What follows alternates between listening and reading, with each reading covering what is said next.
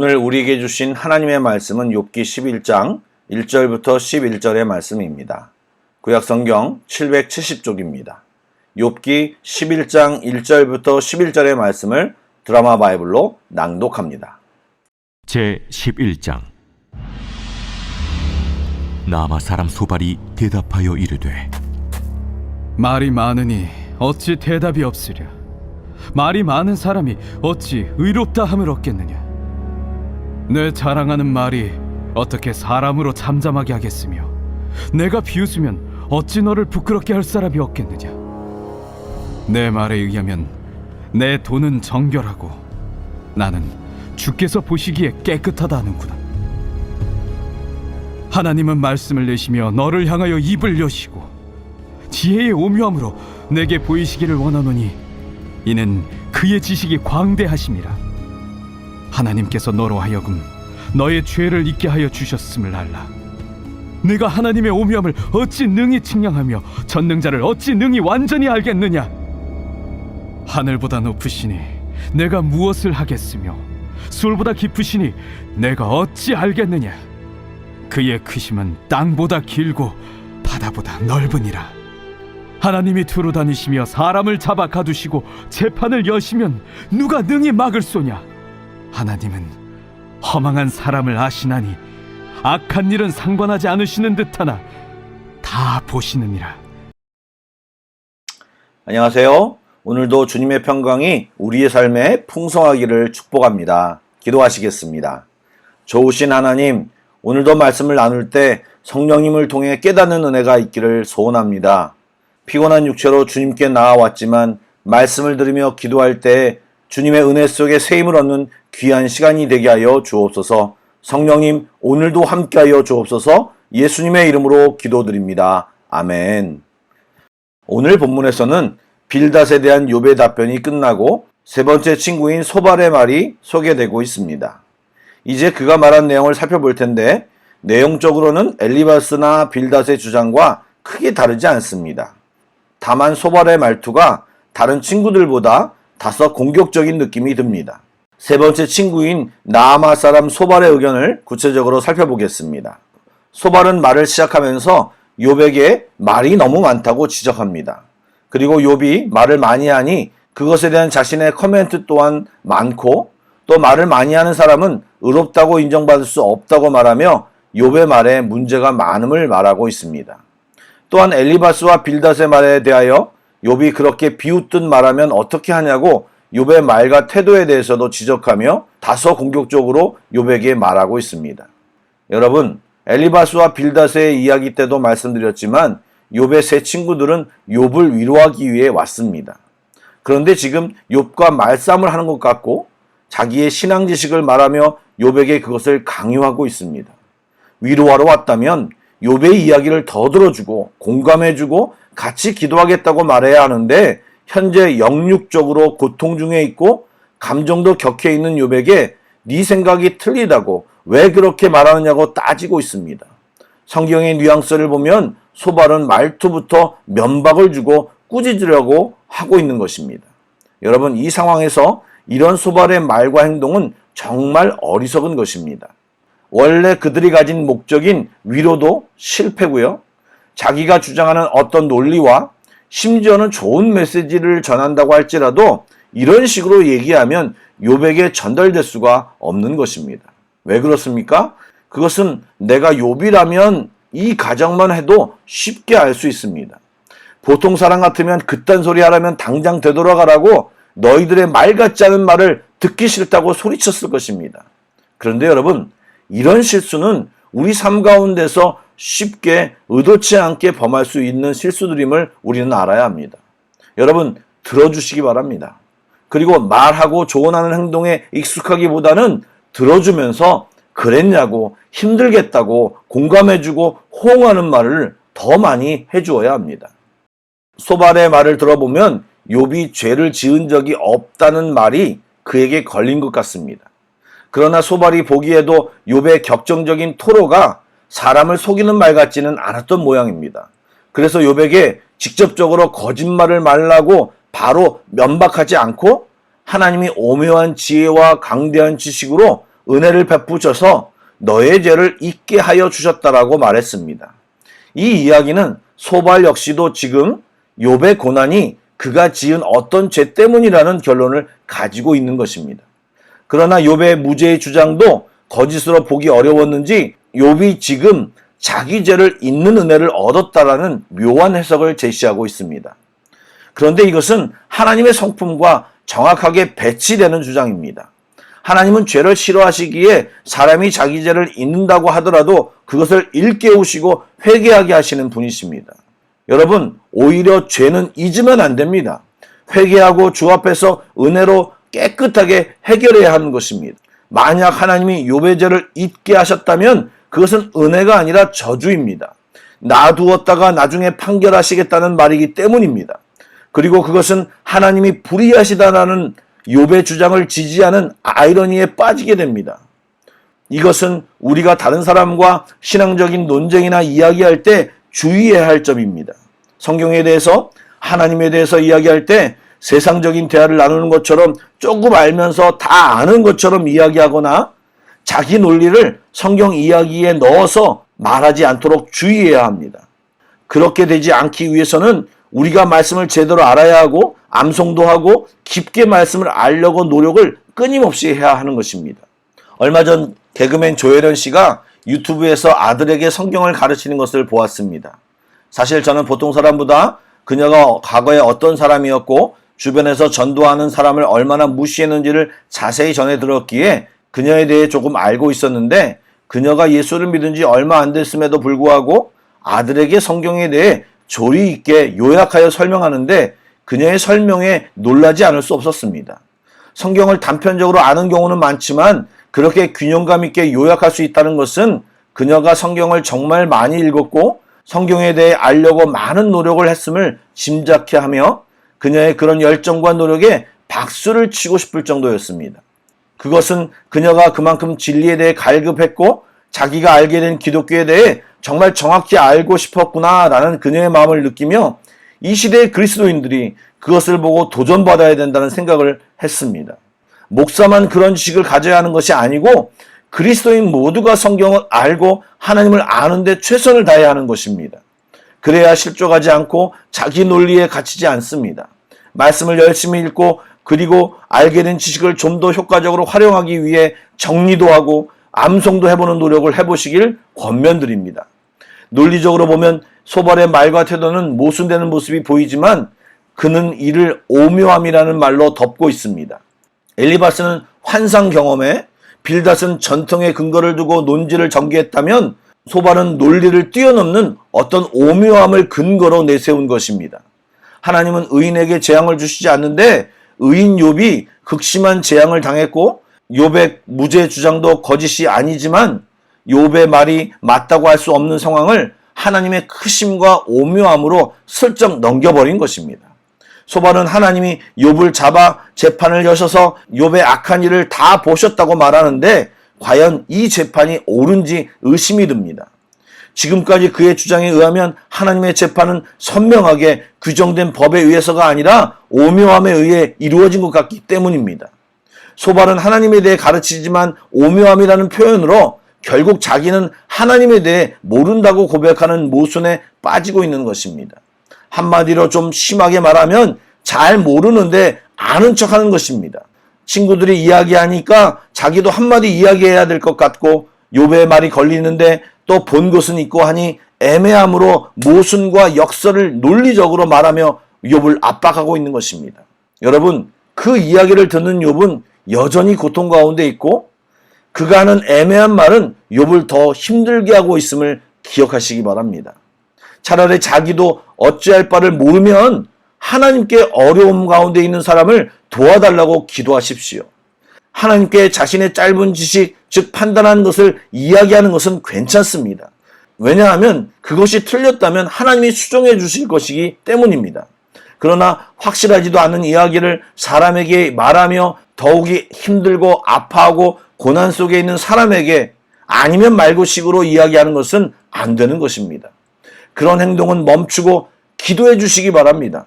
정말 도와주고 싶은 사랑의 마음이 있다면 말씀대로 살아보며 경험한 지식을 소유하십시오.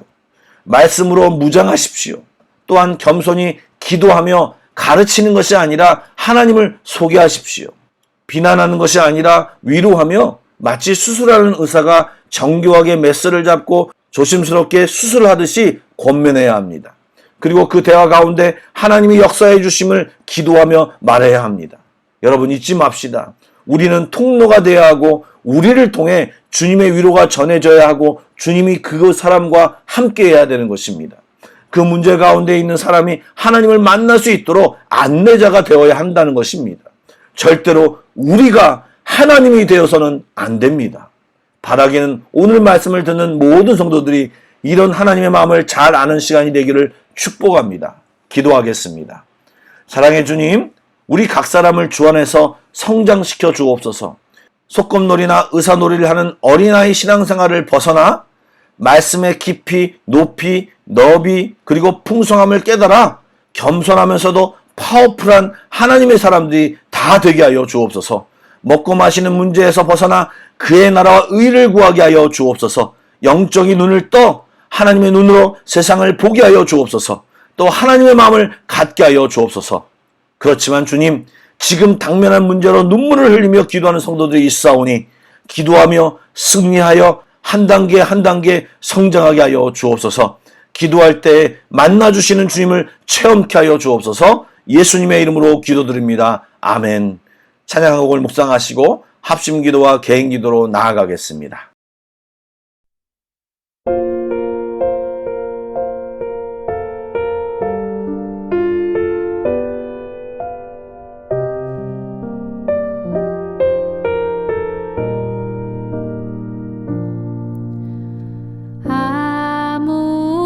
아무것도 두려워 말라.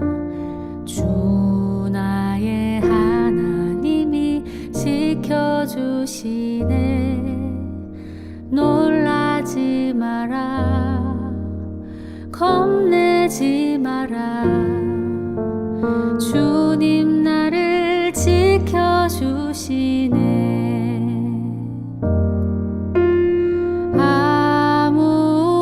아무것도 두려워 말라. 주 나의 하나님이 지켜주시네. 놀라지 마라. 겁내지 마라.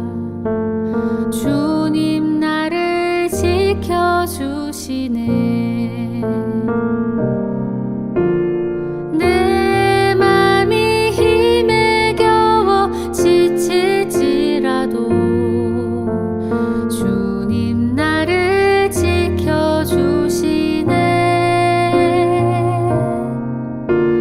세상의 험한 풍파 몰아칠 때도